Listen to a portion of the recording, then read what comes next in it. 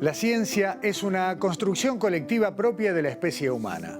Mujeres y hombres por igual han compartido desde siempre la curiosidad y el descubrimiento. Sin embargo, en esta tercera década del siglo XXI empezamos a cuestionarnos lo que tomábamos como natural, el rol postergado de la mujer también en la investigación científica. La pandemia lo muestra claramente, los confinamientos generaron sobredemanda de cuidados que caen de manera desequilibrada en hombros femeninos. Se conocen ya varios estudios que señalan que las mujeres redujeron su producción científica durante 2020. Las consecuencias de la pandemia se suman a inequidades históricas. En Uruguay, esa disparidad se ilustra recurrentemente con la imagen de una tijera. Es un gráfico sencillo que muestra cómo más mujeres que hombres emprenden una carrera científica y cómo muchos más hombres llegan a la cumbre. Hoy, Sobre Ciencia quiere mostrar una pequeña porción del conocimiento que nuestras científicas están generando. Lamentablemente, solo podemos intuir todo lo que no conoceremos, cercenado por la tijera de la inequidad.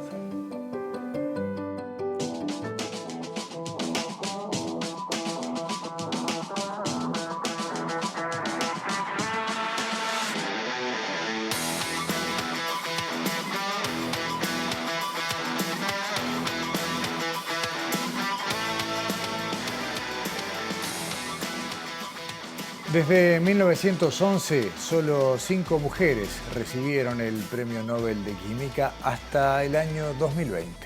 El año pasado, Emmanuelle Charpentier y Jennifer Doudna fueron galardonadas por el desarrollo de un método para la modificación del genoma que se conoce como CRISPR-Cas y que hoy ya revoluciona el trabajo científico en animales, plantas, microorganismos y también en personas. Vamos a hablar de CRISPR, vamos a hablar de investigación, vamos a hablar de técnicas de laboratorio que se aplican en Uruguay y que prácticamente arrancaron a nivel global también en nuestro país. Le agradecemos muchísimo a la doctora Martina Crispo, responsable de la Unidad de Animales Transgénicos y de Experimentación del Instituto Pasteur Montevideo, que nos acompañe. Bienvenida, buenas noches. Bueno, muchas gracias. Primero que nada, agradecer por la invitación al programa y también felicitarlos por este programa tan necesario para la divulgación de la ciencia en nuestro país. Los agradecidos somos nosotros porque sin ustedes no tenemos nada para contar. Ustedes arrancaron con CRISPR en Uruguay muy en simultáneo. No hacía mucho que la técnica venía en desarrollo y, bueno, y comenzaron a conocerla y a implementarla. Sí, exacto. Las primeras publicaciones de la aplicación de CRISPR salieron en el año 2013 por estas investigadoras, Jennifer Doudna y Emmanuelle Charpentier. Nosotros inmediatamente, gracias a la facilidad de la técnica y varias ventajas que tenemos, pudimos adaptarlas a nuestras condiciones en el laboratorio y empezar a aplicarlas. A pesar de que esta herramienta se conoce desde los años 90, la aplicación en sí salió en ese año y bueno, enseguida pudimos nosotros también poner manos a la obra y empezar a utilizarla. Tiene justamente eso, ¿no? Una herramienta relativamente sencilla dentro de lo que son las técnicas que tienen que ver con la genética, pero además la particularidad de que no se mete en ese otro asunto que es bastante más discutido, si se quiere, que es la transgénesis. ¿Podemos explicar cuál es la diferencia entre la edición génica, que es el CRISPR, y la transgénesis? Sí, claro. La transgénesis, que son las herramientas que nosotros usábamos anteriormente y que hoy en día se siguen utilizando, es la incorporación de ADN exógeno a cualquier organismo, ya sea un animal, una planta. Y eso, bueno, implica algunos mecanismos de inducción de este ADN. Entonces, el organismo nuevo va a tener dentro de sí mismo ADN de otro organismo, lo cual a veces es un poco complicado a nivel ético. Con CRISPR lo novedoso es que uno realmente edita el propio genoma de ese individuo, de ese animal, de esa planta. Lo que hace simplemente es cortar ese ADN y después el ADN se repara por propios mecanismos endógenos de la célula. Entonces no está uno introduciendo nuevos ADNs exógenos. Pero sí puede explorar maneras de potenciar algunas características que, bueno, entiende que serían más adecuadas, ya sea por un fin productivo, por un fin médico o por un fin experimental. Sí, las potenciales aplicaciones de CRISPR son infinitas. En realidad, siempre decimos nosotros los investigadores que estamos en este campo que el límite es la imaginación de cada uno, porque depende si uno lo quiere aplicar en producción animal, en biomedicina, bueno, en terapia génica en humanos también. Uno tiene que saber qué gen es el que quiere mutar y de acuerdo a esa mutación después el animal o la planta va a tener el fenotipo deseado como para poder trabajar en ese modelo. Está bien. Y dentro de las cosas que ustedes hacen en el laboratorio es colaborar con otros grupos de investigadores quienes, bueno, les hacen de alguna manera la solicitud.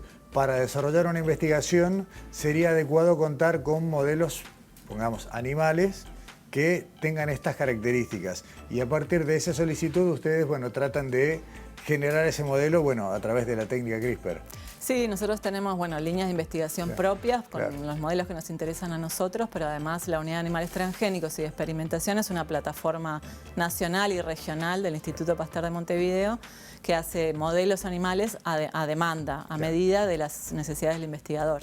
Y para eso nos asociamos con ellos, evaluamos un poco cuáles son los mejores genes a mutar de repente o editar en ese animal para que después se puedan investigar diferentes terapias en ese animal, en cáncer, en enfermedades neurodegenerativas, hemos hecho modelos de infertilidad en humanos, hay una variedad de modelos que hoy en día están disponibles. El pie fue perfecto porque justamente a través de esta pregunta quería introducir a la otra investigadora que nos va a acompañar en este primer tramo. La conexión será a través de Zoom, porque en definitiva, como decía Martina, acá hay un tema de todo el campo de investigación que se desarrolla en una primera etapa en animales y la posibilidad de trabajar, digamos, de generar el animal a medida. Y a partir de allí, bueno, más allá de las investigaciones propias de ustedes, otros laboratorios, bueno, desarrollan y avanzan en este sentido. Y ahí está el tema, ¿no? Infertilidad masculina, infertilidad humana, lo mencionabas, en Facultad de Medicina y en el Departamento de Zoología y Embriología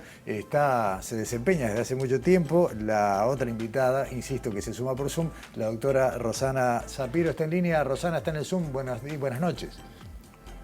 Hola Gustavo, buenas noches. Hola Martina, ¿cómo estás? Un gusto de estar en el programa y poder, bueno, contar un poco lo que hacemos en mi laboratorio de reproducción en el Departamento de Histología. Y un gusto, igual que Martina, me resumo a las felicitaciones y bueno, de este programa tan necesario.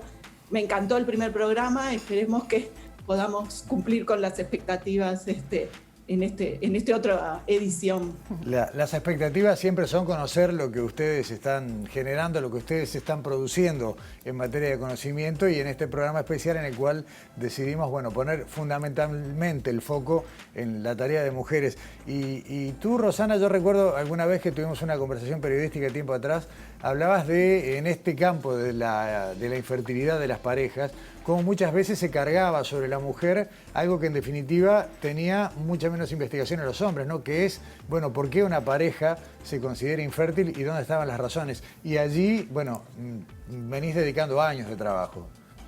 Sí, es verdad, Gustavo, es llamativo porque, bueno, soy una mujer trabajando en infertilidad masculina.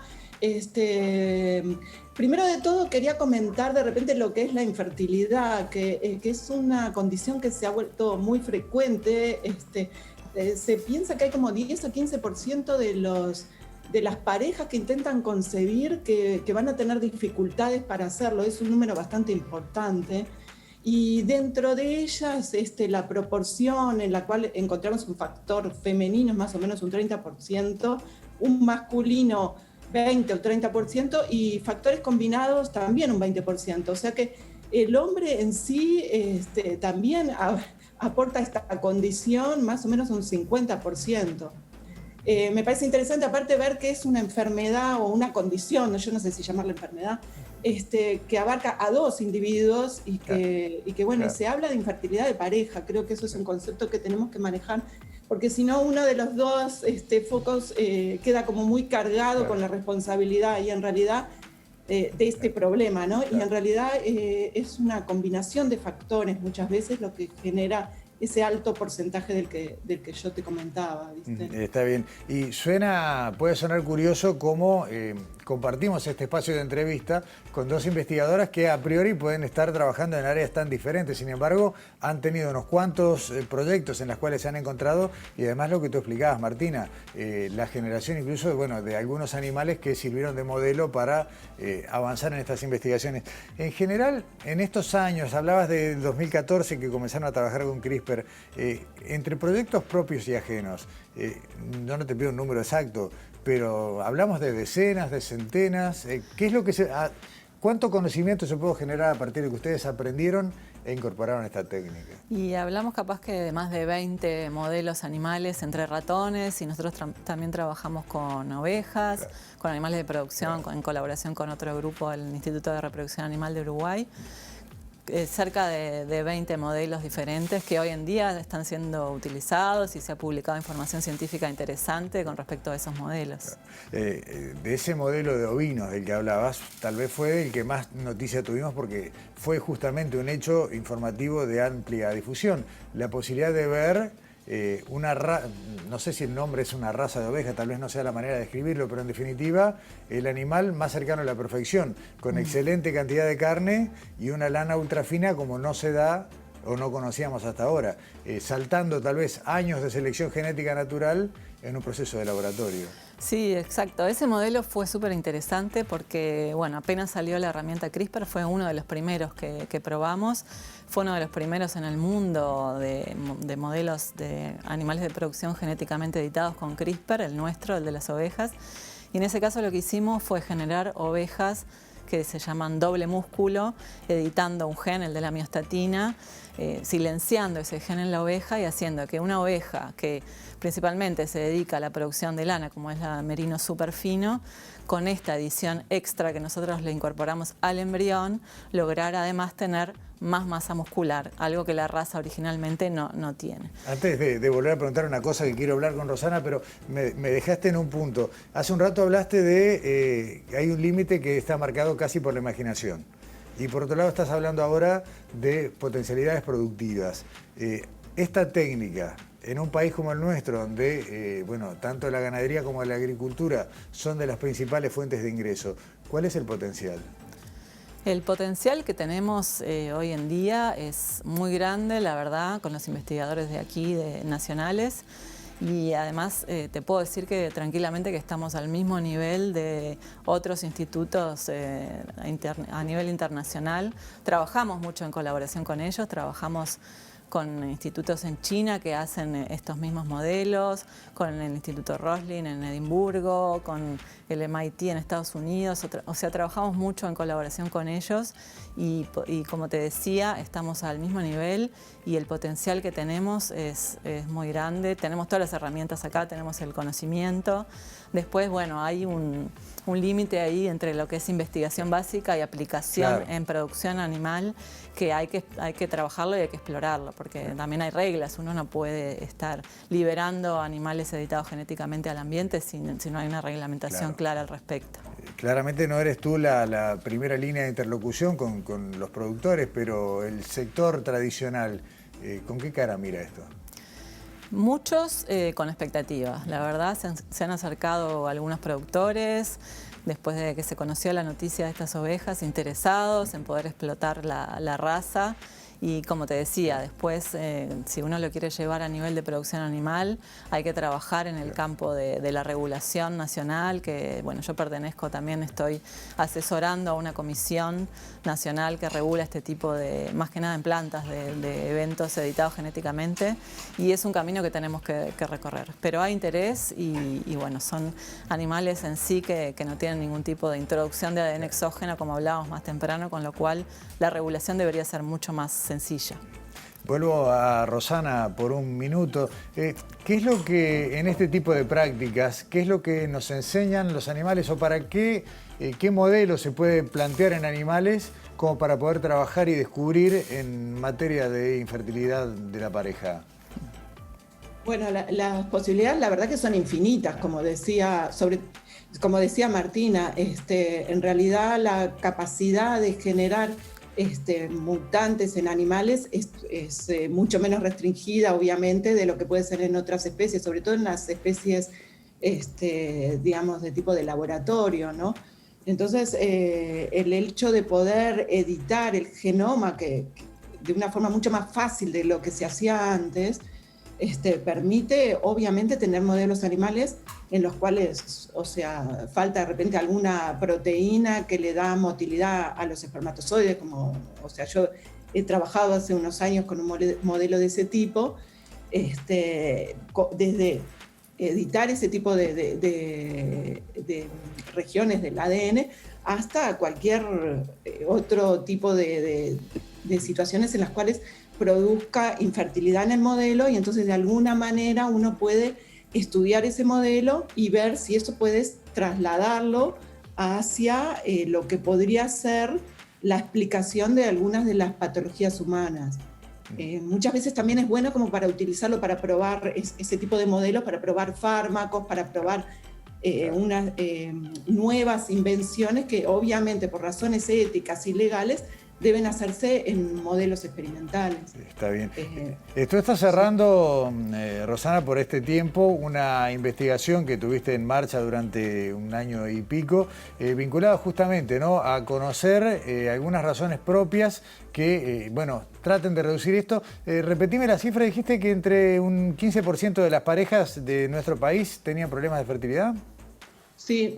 O sea, estas son las cifras más o menos que se manejan mundialmente, pero en nuestro país los estudios que se han hecho se mantienen las cifras de los países desarrollados. Es como que heredamos todo ese aspecto muy similar a los países desarrollados, probablemente por por los grupos etarios, además, en los cuales está compuesta nuestra población, y donde, bueno, se ha visto a través de, sobre todo de las técnicas y de los laboratorios de reproducción asistida, como mucha gente busca la paternidad, la maternidad cada vez más tarde, y eso, bueno, genera un aumento en la infertilidad y en los problemas de infertilidad, ¿no es cierto?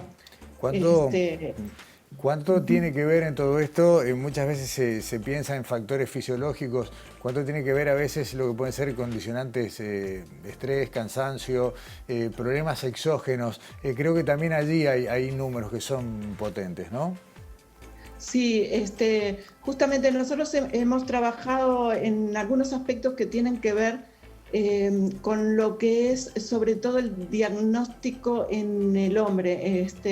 La mayoría o sea, la forma de diagnosticar la infertilidad en una pareja no es fácil.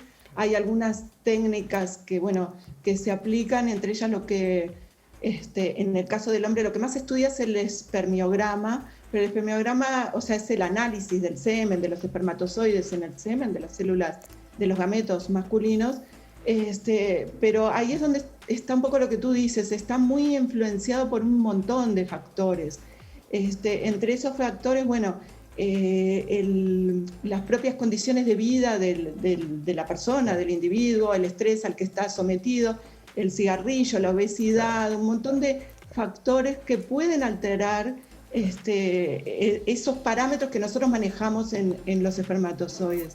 Nosotros lo que hemos trabajado mucho es en tratar de conseguir algunas índices que puedan explicar mejor que los tradicionales que se utilizan en un espermiograma clásico, que puedan explicar mejor entonces cuáles son aquellas personas que pueden tener más problemas para concebir o para tener hijos. Y en eso nos hemos focalizado en lo que es el estrés oxidativo, los radicales libres, como se conoce, a través bueno, este es un trabajo que en realidad está hecho por mi laboratorio, pero en colaboración o al mismo tiempo con parte del grupo de CEIMBio, que es el Centro de Investigaciones Biomédicas. Esta parte está liderada por Adriana Casina, y que tiene mucha experiencia en el trabajo de un organelo que supongo que a la gente le suena, que es la mitocondria. No sé si estoy hablando, sí. Hasta ahí, creo que de primero de liceo, pero bueno, todos sabemos que las mitocondrias, bueno, producen la energía necesaria para todos los fenómenos que nosotros trabajamos, o todos los fenómenos celulares, y bueno, entonces a nosotros nos interesó estudiar un poco más cómo trabajaban las mitocondrias de los espermatozoides, y las mitocondrias, probablemente poca gente lo sabe, pero también hacen o generan en su trabajo de generar energía, generan estos radicales libres que se han puesto tan de moda. Y bueno, nosotros nos hemos centrado un poco en entender ese tipo de fenómenos para de repente poder no solo diagnosticar infertilidad o entender más sobre el fenómeno, sino también de repente aplicar algún tipo de tratamiento a las personas que detectamos en los cuales estos fenómenos son más importantes, ¿no? Está muy bien. Rosana, vamos cerrando por aquí contigo, aunque en realidad creo que podríamos seguir otro bloque similar solo con esta parte de la conversación, pero te agradecemos muchísimo tu participación y bueno, creo que más adelante seguramente tendremos una segunda sección, un lado B de esta charla. Bueno, muchas gracias, Gustavo. Gracias a ti de nuevo. Muy amable. Hasta pronto. Hasta pronto. Chao, Martín. Chao. Y por aquí en Estudios, Martina, también, ya cerrando, pero me quedo con esta idea, ¿no? Un modelo de investigación que puede tener también una pata en un país productivo, otro modelo de investigación que puede mejorar la vida de quién sabe cuántas parejas que no encuentran tal vez una salida para su deseo, bueno, de convertirse en familia. Pequeñas muestras de las cosas que se ponen arriba de vuestras mesas en los laboratorios de Uruguay. No es poca cosa. Sí, interesante. Modelos de obesidad, todas patologías que afectan hoy al ser humano de forma muy grave y que está bueno poder trabajar en ellas como para poder aportar lo que nosotros hacemos y conocemos y mejorar la salud humana y la salud global, digamos. Martina Crispo, muchas gracias por acompañarnos también esta noche. Bueno, gracias por la invitación y éxitos con la continuidad del programa. Bueno, muchas gracias. No se vayan, ya volvemos en Sobre Ciencia. En el próximo bloque hablamos de árboles y de ingeniería, por ejemplo.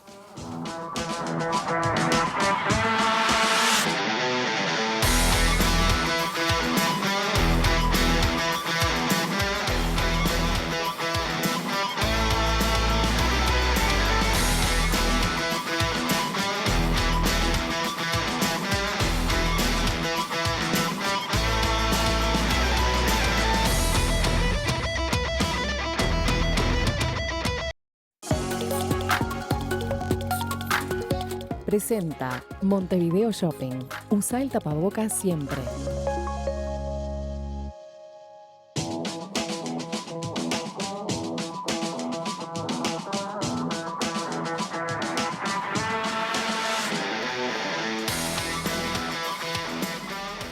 Segundo segmento de Sobre Ciencia y como ya pasa a ser una costumbre, incorporamos a Daniela Hirschel, Alejandra Perrone. ¿Cómo les va? Bienvenidas nuevamente. Ciencia en la ciudad y ciencia productiva, segmentos que de alguna manera repetimos hoy, pero con esta impronta de esta jornada, mirando a la tarea de mujeres que están investigando cosas tan disímiles como pueden ser hormigones y árboles. Pero no hormigón el que se come el árbol, ¿no? Vamos a hablar esta vez de la investigación de Lauren Trinidad, una estudiante de grado de la Facultad de Agronomía, que quiso hacer el primer análisis de la composición botánica del Jardín Botánico de Montevideo y lo hizo un poco para devolver lo que le dio la Universidad de la República en todos los años que estudió a un espacio que es de todos. A ver, el botánico en general mucha gente lo conoce, los montevideanos vamos a pasear, la gente que viene de fuera lo tiene como un recorrido allí en el Prado. Lo que no nos damos cuenta muchas veces es que a pesar de toda la materia prima de investigación que puede haber allí, no ha habido lo que podríamos decir una especie de censo, un catálogo completo de qué riqueza hay hoy en materia de patrimonio de especies. Claro, ella lo que hizo fue relevar las especies nativas, las especies a cielo abierto, todas las especies a cielo abierto, las que están a cielo abierto, y bueno, lo que quiere ella es que el Jardín Botánico tenga lo que fue el motivo de su construcción, de su inauguración, que es la divulgación de la botánica y la investigación científica. Tenemos la primera parte del informe con Lauren Trinidad, lo vemos.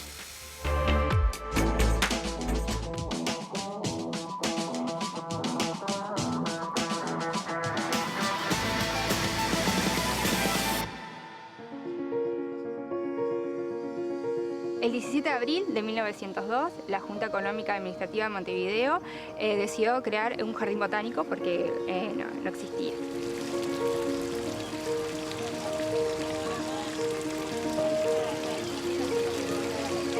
Es el único jardín botánico del Uruguay y cuando empezó tenía 1,5 hectáreas más o menos.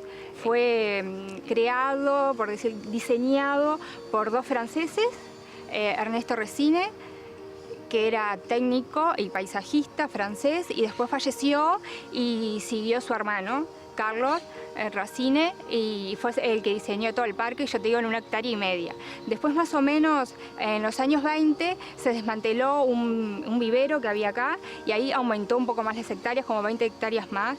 Y después, en los 60, se amplió el parque de la residencia de Suárez y Reyes, y ahí se le restaron un poco más de hectáreas. Por eso los canteros están definidos por áreas geográficas, pero hay muchas, por ejemplo, muchas especies longevas, que no están en el cantero que les corresponde, justamente porque cuando se creó era de 1,5 hectáreas y ahora estamos a un poco más de 3 hectáreas, tiene hoy en día el Jardín Botánico. Yo lo veo un lugar de conservación y lo entiendo de esa manera. Y quiero que vaya hacia ese lugar. Me parece muy importante que todos entiendan que es un lugar de conservación y que necesita mucho trabajo, necesita mucho esfuerzo y muchos recursos, recursos económicos, recursos personales, gente que estudie, y creo que le hace falta investigar por ese lado.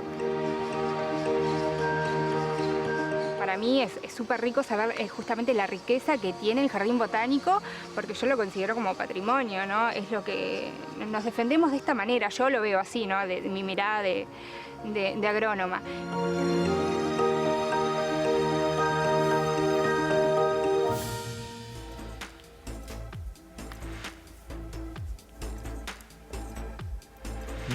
Más de un siglo de historia vegetal allí en el Botánico, Alexandra, ¿no? ¿100 y cuánto? 119 años desde que está el Jardín Botánico, desde que se inauguró, y bueno, ella nunca se había hecho una tesis sobre lo que hay en el Jardín Botánico. Hay 626 especies que ella relevó, y bueno, una vez que esté la tesis, lo más probable es que se va a poder acceder a ella, tanto en el Botánico como en la biblioteca de la facultad.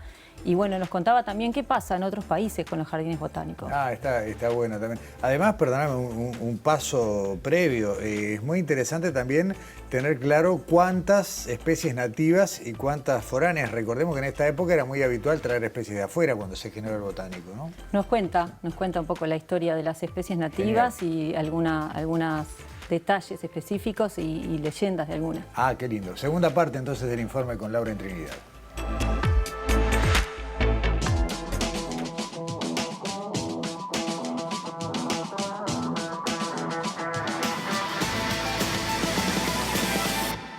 Los registros que habían de las especies eran de Atilio Lombardo, que eran libros del 58, del 70, pero justamente no era sobre el Jardín Botánico. Él lo que hacía era relevar especies de todo Montevideo, todas las plazas, las plazoletas. Yo relevé solo las que están cultivadas, las que están al aire libre, y son 626 especies. Hay un mapa general y un mapa de cada cantero, y a continuación del mapa de cada cantero están las especies con el código que les corresponde, la especie de qué origen es, qué hábito tiene, si es un árbol, si es un arbusto, si es una floral. Todo eso está detallado en la tesis. Yo también estoy tratando de divulgar eso, que la gente sepa que hay una tesis y que se está investigando acá y que pueden venir, bueno, a leer, a tomar mate, pero también pueden pedirle mi tesis y ubicarse de algún árbol que le guste. Pueden juntar semillas también del árbol y plantarlo en su casa. No sé, pueden hacer un montón de cosas. Los jardines botánicos se centran más en la conservación tanto in situ como ex situ, ¿no? Pero a veces es muy cara, sobre todo la ex situ, porque significa traer material de otros lugares, que justamente el Jardín Botánico no lo hace. No hay intercambio como hay en otros lugares del mundo con otros jardines botánicos. Creo que en un principio sí había intercambio, que ese era el fin justamente del Jardín Botánico, ¿no? Concentrarse en las especies nativas, pero sin descuidar las especies exóticas y con intercambio con otras instituciones de otros países.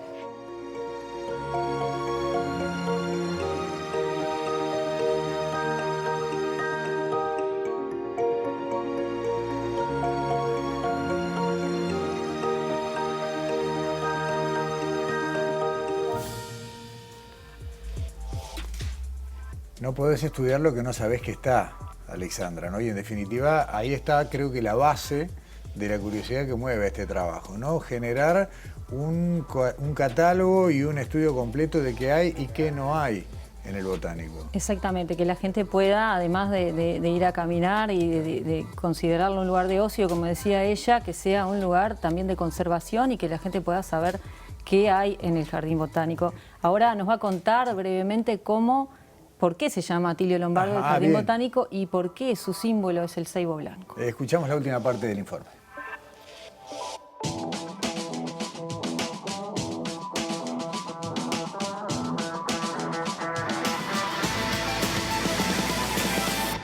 El porcentaje de nativas hay 72% de las que son de Sudamérica, el 72% son nativas. Que en lo que representa todas las especies del Uruguay, según Brusa y Grela, en el año 2007 relevaron que en Uruguay especies nativas, abarcando todas las categorías, árboles, arbustos, acuáticas, florales, trepadoras, hay más o menos 3.000. Al año 2007 ahora se sigue investigando igual. Bueno, acá tenemos a Ciagrus romanzofiana, que es la palmera pindó nativa, también la palmera despeinada, justamente por sus pínulas. Se caracteriza por el estípite, que es liso, que no quedan sus hojas como por ejemplo en la butiá. Y ahí tenemos el penacho de frutos, que es comestible y que pesa más o menos 25 kilogramos cada penacho.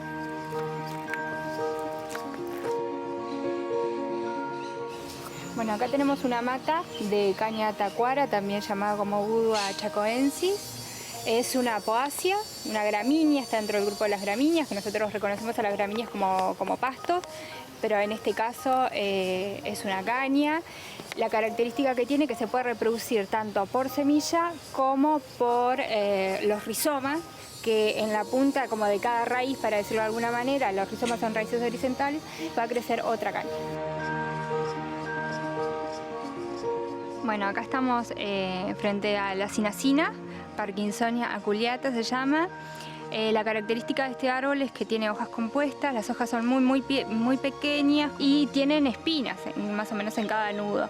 Y en 1811 fue plantado como cerco vivo para alejar a los animales de los frutales que estaban plantando.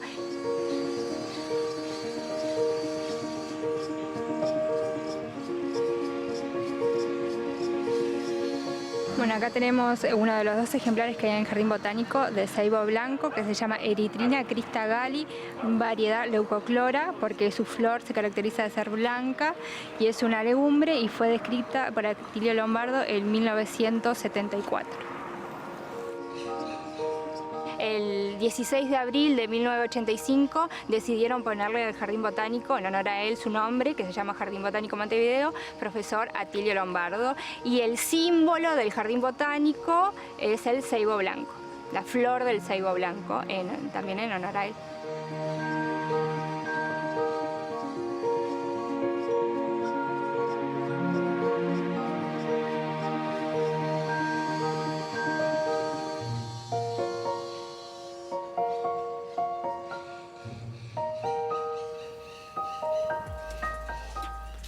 Dos cosas te digo, Alexandra, para cerrar el informe. Por un lado, el sonido de las chicharras, que a esta hora de la noche suenan rarísimas, ¿no? Pero están acompañaban perfectamente. Exactamente, el clima estaba a tono.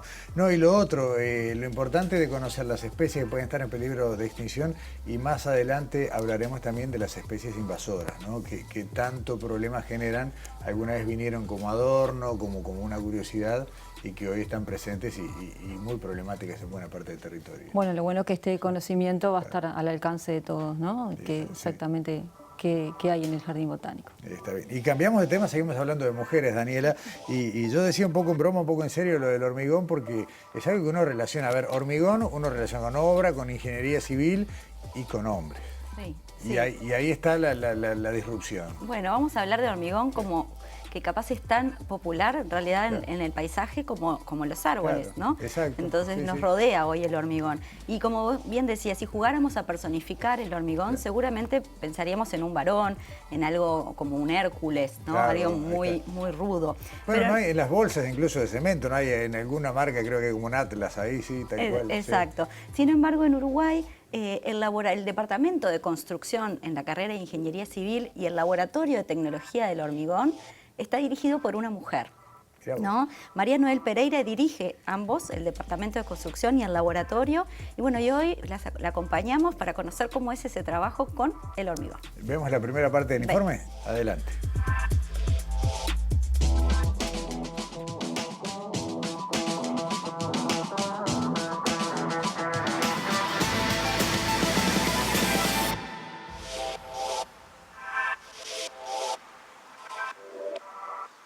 Soy María Noel Pereira, ingeniera civil. Soy jefa del Departamento de Construcción del Instituto de Estructuras y Transporte de la Facultad de Ingeniería. El hormigón es parte de mis tareas de investigación y de enseñanza ya desde que yo me empecé a formar prácticamente.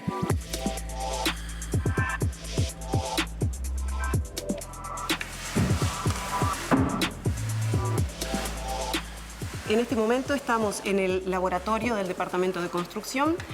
Acá nosotros desarrollamos tareas de investigación y desarrollamos también actividad para el medio, o sea, brindamos servicios al medio y a su vez formamos a los futuros ingenieros. Por este laboratorio los estudiantes empiezan a pasar a partir del tercer año, el sexto semestre de la carrera. El estudiante, al pasar por este laboratorio, lo que se lleva es toda la parte que tiene que ver con tecnología del hormigón, básicamente, y también con lo que tiene que ver con procedimientos de construcción.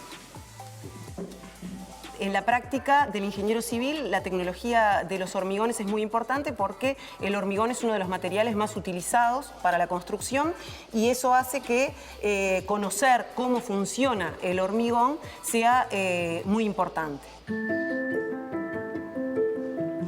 El hormigón forma parte de distintos tipos de estructuras, ¿sí? Podemos encontrar un edificio, un puente, un hospital, una escuela, una calle, un aeropuerto, puertos. El hormigón está, yo diría que en prácticamente todas las estructuras, ¿sí? En todas las construcciones.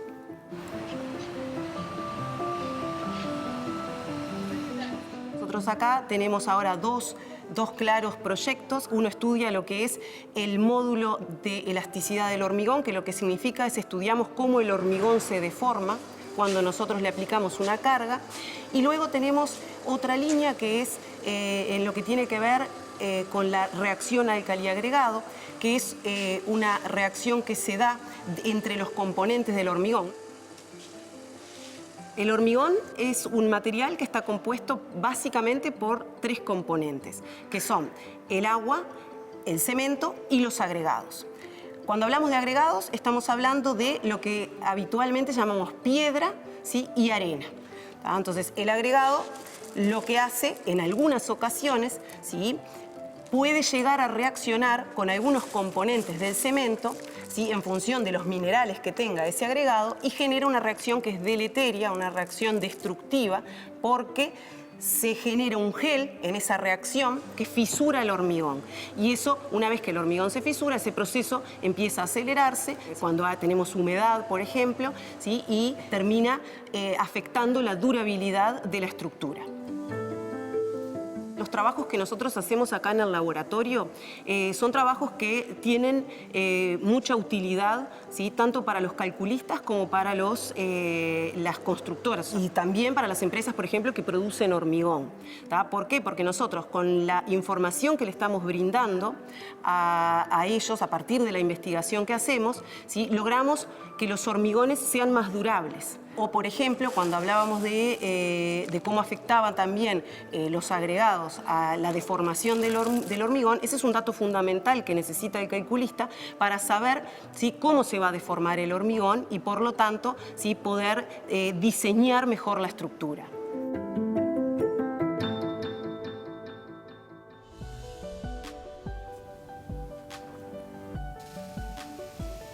Son esos materiales, Daniela, de tan tradicionales, uno piensa que sabemos todo, ¿no? ¿Qué es lo que puede quedar por aprender de algo que, como vos decías, nos rodea, está en la ciudad, es la base de cualquier ciudad urbana, y no quiero ni siquiera decir moderna, desde hace muchos años, y sin embargo hay todavía muchísimo conocimiento por generar. Exacto, y se investiga por eso mismo, ¿no? Ella comentaba qué características se investigan, pero hay muchas más, ¿no? Y todas tienen que ver con cómo lo usamos, cómo alargar la vida de los materiales y cómo incorporarlos a la vida cotidiana en diferentes estructuras. Está bueno. Tenemos una segunda parte. María Noel Sí. no es una excepción dentro de la ingeniería civil, pero sí es una de las pocas mujeres que hay en ese sector. Entonces, bueno, la pregunta era, ¿es un problema? Ella nos va a contar un poco cómo es ser una de las pocas mujeres en el área, y además escuchen una anécdota que ella cuenta sobre un diálogo que tuvo con uno de sus docentes cuando hizo un posgrado en Alemania. Mirá, compartimos la segunda parte del informe.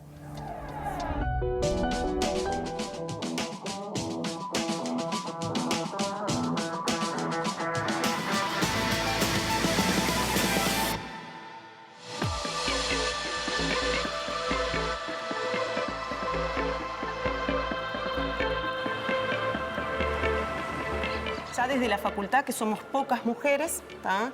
Yo me fijé en las estadísticas básicas de la UDELAR y cuando en el año 2006, por ejemplo, había un ingreso de 60% de hombres y 40% de mujeres en la carrera de ingeniería civil, y hoy en día se mantiene ese mismo nivel de ingresos.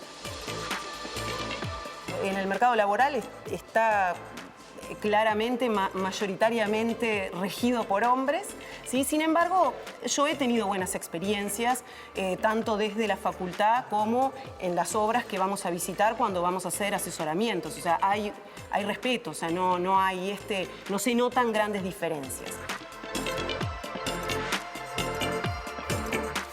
Desde la facultad, yo trabajando como ingeniera, en mi cargo, tengo el mismo sueldo que un hombre.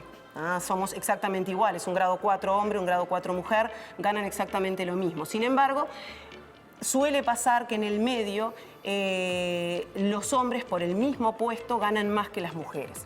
Y también tienen más posibilidades a veces al ingreso, porque cuando nosotros salimos de la facultad somos jóvenes y con grandes chances de ser mamás, y eso en muchos casos afecta la contratación de una mujer. Creo que eso igual no es exclusivo de la ingeniería civil, eso se puede estirar a otras áreas. Cuando yo estudié en Alemania, estudié allá en la Universidad Técnica de Múnich, y en un momento quise hacer un pequeño cambio en la dirección de mi investigación, y por lo tanto me tenía que cambiar de un instituto a otro dentro de la misma área, y mi profesor en aquel entonces se sentó conmigo a charlar durante horas para tratar de convencerme que me quedara con él, porque son pocas las mujeres en la carrera académica y en especial en ingeniería civil. Sé que tenía beneficios, ¿sí? Porque al ser extranjera y además ser mujer, recibían una plata adicional del gobierno, ¿tá? Porque tratan de favorecer que la mujer participe más en la carrera de ingeniería civil y en la carrera académica.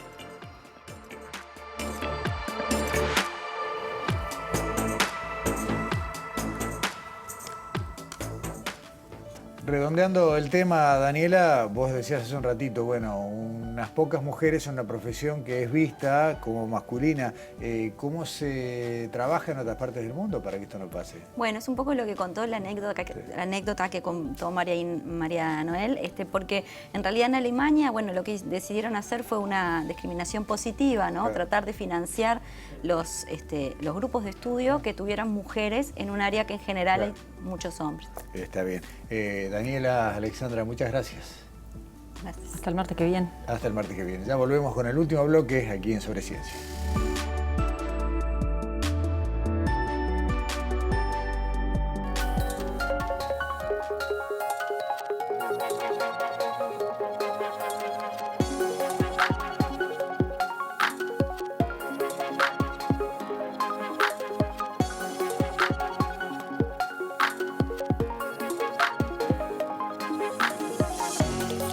Presentó Montevideo Shopping. Usa el tapabocas siempre.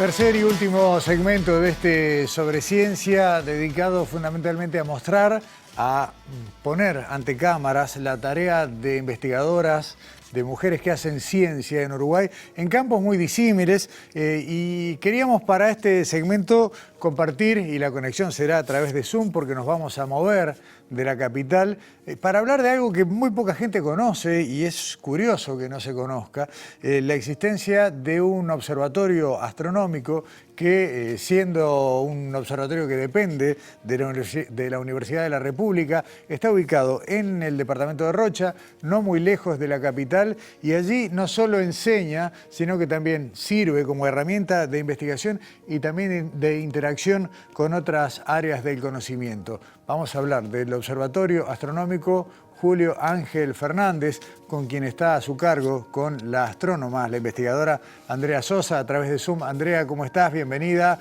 Muy buenas noches y gracias por acompañarnos. Muchas gracias, Gustavo, por la invitación. Un saludo muy grande a toda la audiencia y al equipo de Sobre Ciencia. Un placer por compartir estos minutos. El observatorio es reciente. ¿Se inauguró cuánto? ¿2, 3 años atrás? ¿4? Se inauguró el 2 de septiembre de 2016. Uh-huh.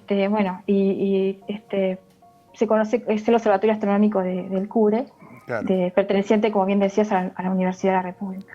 Está bien. Ustedes allí tienen, por un lado, tareas, propiamente dichas de enseñanza, tienen interacción con otras áreas de las cuales quiero hablar contigo en un momento, por ejemplo, temas vinculados, por caso, al turismo, que me parece hermoso, pero también tienen investigación, y tienen investigación en áreas que son muy fuertes en Uruguay, como es la astronomía de pequeños objetos. Exactamente. Yo provengo de la Facultad de Ciencias, donde hice licenciatura, maestría y doctorado, bajo la tutela del profesor Julio Fernández, que es una figura reconocida a nivel internacional en estudios dinámicos del sistema solar. Y bueno, continuando con esa línea de investigación, me he radicado en la región de Rocha, en la región del CURE, que abarca además Maldonado, 33 y también La Valleja, para expandir lo que son la astronomía en particular y las ciencias físicas en general en esta región del país. Claro. Y bueno, hemos como parte, o sea, yo con otros colegas que pertenecen al campo de, por ejemplo, la física teórica, la física químico aplicada, hemos fundado en 2014 un polo de desarrollo universitario en ciencias físicas, claro, donde una de las cosas que pudimos lograr con gran satisfacción fue la creación de un observatorio astronómico pequeño en parámetros profesionales internacionales, pero que igual, como tú señalabas, se puede aportar a la investigación, especialmente en el área en la cual yo me especialicé, que son los estudios dinámicos y físicos de cuerpos menores como cometas y asteroides. Uh-huh. Está bien. De todos modos, simplemente para que la gente tenga contexto, Uruguay ha hecho en el contexto internacional aportes sumamente significativos en cuanto justamente a lo que es el conocimiento de asteroides, y de allí, el prestigio global del profesor Julio Ángel Fernández, de quien, es el nombre que lleva el observatorio. Sí. El nombre todavía está, no está todavía, son temas así un poco burocráticos. Bien. El nombre todavía no lleva nombre todavía. Todavía no lleva nombre, pero fue la voluntad de todas formas, Julio Fernández ha sido, sigue siendo una figura enorme, emblemática, y ha sido uno de los que ha dado su haber científico a la creación del PDU de Ciencias Físicas, y que a su vez también el observatorio, ¿no? Claro.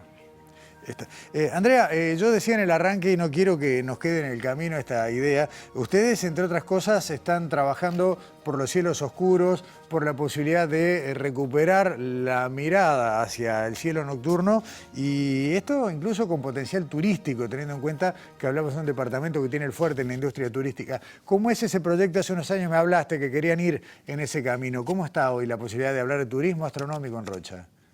Está muy bien. Justamente ahora estamos como iniciando una nueva etapa donde vemos la pendiente está más positiva. Nosotros empezamos con una colega que es licenciada en turismo por el CURE y tiene una maestría en turismo sostenible, que es Fabiana Guadalupe, y con algunos cursos de educación permanente, conferencias de divulgación como actividades culturales del CURE, etcétera, sobre la importancia de preservar los cielos oscuros y cómo ello podía también potenciar el desarrollo del turismo, como viendo el turismo como una forma de desarrollo, un motor de desarrollo de la región, ¿verdad? Un turismo que sería de todo el año. Y sobre todo teniendo en cuenta que actualmente a nivel internacional está cada día más auge esta actividad. Y bueno, Rocha reúne las condiciones, bueno, Maldonado también, 33 también, excepcionales, ¿no? Para desarrollar este tipo de turismo. Y bueno, quisimos potenciar el hecho de que hay astronomía en la región con el hecho de las enormes riquezas naturales y turísticas que tiene la región.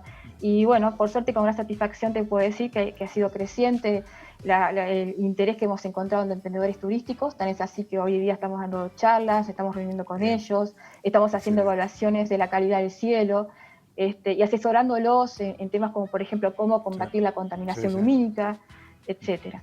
Así que yo te diría que esto viene muy prometedor.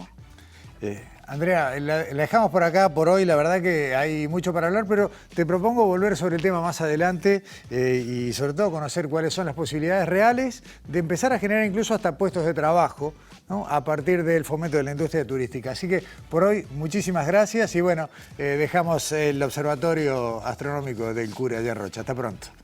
Gracias.